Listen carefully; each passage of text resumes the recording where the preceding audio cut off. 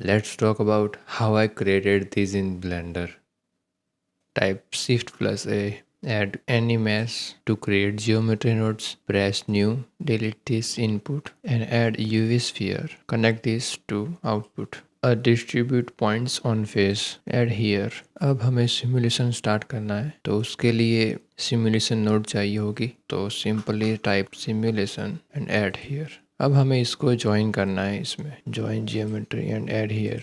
Now connect this here and output को यहाँ पर कनेक्ट कर लो। नाउ यू कैन सी हमें क्या आउटपुट मिल रहा है। अब तुम्हें इसके साथ स्पीयर भी चाहिए तो ऑब्जेक्ट इन्फो यूज़ कर सकते हो, इसमें रिलेटिव करके ऐसे भी यूज़ कर सकते हो, तो तुम्हें स्पीयर साथ में मिलेगा। पर मैं अभी यूज़ कर रहा हूँ यूवी स्पीयर डायरेक्टली। तो अभी आगे बढ़ते हैं। अब इसको हम थोड़ा एनिमेट करते हैं। Now add scene time node here. Frame को यहाँ पर कनेक्ट करूँगा और प्ले दबाऊँगा जिससे ये पूरा एनिमेट होगा। अभी टाइमलाइन में 120 फ्रेम है तो उसकी वजह से मुझे जल्दी व्यू पुट में दिखेगा। जितना तुम कम रखोगे अभी के लिए उतना तुम जल्दी उसका आउटपुट देख सकते हो, क्योंकि वो पूरा ख़त्म होगा फिर स्टार्टिंग से स्टार्ट होगा तभी अपडेट होगा ना, इसीलिए मैंने अभी कम रखा है। आगे बढ़ते हैं। अभी मुझे पार्टिकल को डायरेक्शन देनी है तो सिंपली मैं सेट पोजीशन ऐड करूँगा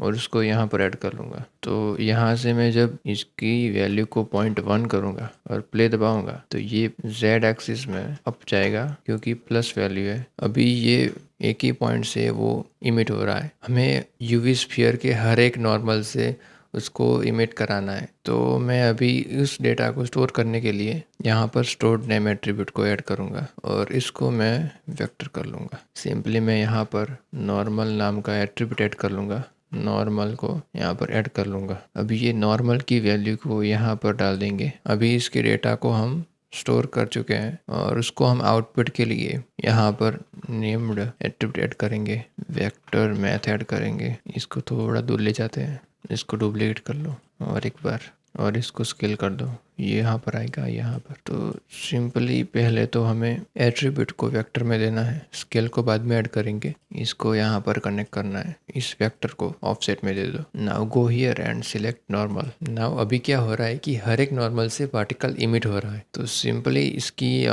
स्केल को हम यहाँ से कंट्रोल करेंगे। अभी इसको मैं 0 कर देता हूँ तो क्या होगा कि वो वहाँ के वहीं रहेगा। यहाँ पर एक तुम वेक्टर ऐड कर लो और उसको यहाँ पर कनेक्ट कर लो और जैसे ही तुम z की वैल्यू को थोड़ा बढ़ाओगे तो ये z की डायरेक्शन में जाएगा। मतलब इसकी वैल्यू को 0.4 करो तो थोड़ा ऐसा दिखेगा। इसको डाउन करते हैं 0.2 और इसकी वैल्यू को थोड़ा बढ़ाते हैं। अब आप देख सकते हो कि ये कॉन्सेप्ट क्रिएट कर रहा है। Now let's add a noise. तो उसके लिए ऐड नॉइस टेक्सचर। यहाँ पर इस कलर को यहाँ पर कनेक्ट कर लो, duplicate this and add here और इन सब की वैल्यू को -0.5 कर लो। तो अब इसमें थोड़ा नॉइज़ ऐड हो चुका है, तो नॉइज़ को भी एनिमेट करते हैं। इसके लिए सिंपली यहाँ से इसको 4D कर लो और सीन टाइम को ऐड करो और सेकंड्स को W में कनेक्ट कर लो। स्पीड कंट्रोल के लिए मैंने अभी यहाँ पर एक मल्टीप्लाई नोड ऐड किया है। अभी इस स्केल को डुप्लीकेट करके यहाँ पर डाल दो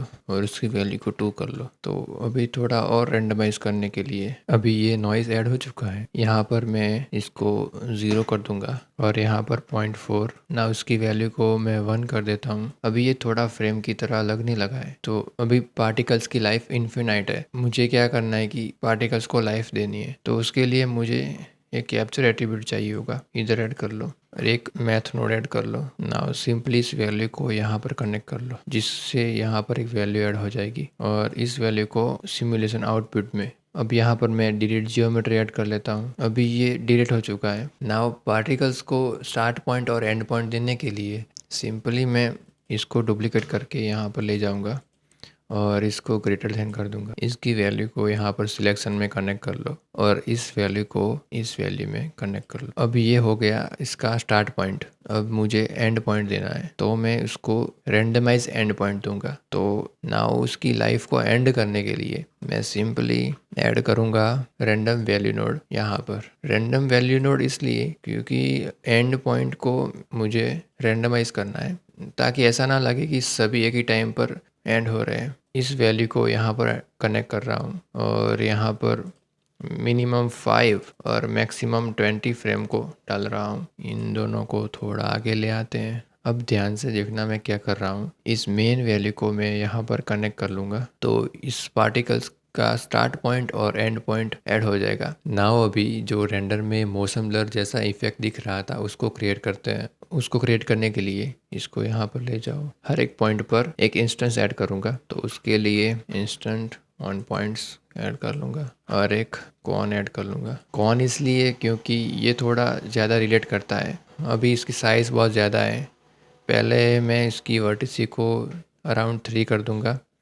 फिल टाइप को नन कर दूंगा। इसकी रेडियस को मैं 0.005 कर लूँगा। ना अभी क्या हो रहा है कि सभी कॉन्स एक ही डायरेक्शन में है तो मुझे क्या करना है कि जिस तरह नॉइस बिहेव कर रहा है उसी तरह कौन बिहेव करे। तो उसके लिए मैं align Euler to vector add करूँगा। अभी इसमें वेक्टर इनपुट के लिए मैं सिंपली इस वेक्टर को यहाँ पर कनेक्ट कर लूँगा और इसको सिंपली यहाँ पर कनेक्ट कर लूँगा। इस कॉन को अभी बंद करते हैं और रोटेशन को यहाँ पर दे दूँगा। अभी ये एक्स एक्सिस में है तो मैं सिंपली इसको जेड कर दूँगा। कॉन में जाकर इस डेप्थ को 0.2 कर दो। अभी सभी कॉन्स नॉइस की तरह बिहेव कर रहे हैं। नाउ अभी इसकी डेंसिटी को हम 5000 कर देंगे तो ये हमें व्यू पोर्ट में दिख रहा है। पार्टिकल बहुत ज़्यादा है इसलिए व्यू पोर्ट लैग कर रहा है तो उसके लिए मैं इस व्यू पोर्ट को ऐड करूँगा और उसमें एक स्विच डाल दूँगा। पहले स्विच को ऐड करूँगा और एक इस व्यू पोर्ट को ऐड करूँगा और इसको स्विच में कनेक्ट कर लूँगा और सिमुलेशन आउटपुट को थ्रू में ऐड कर लूँगा। तो इससे होगा ये कि पार्टिकल्स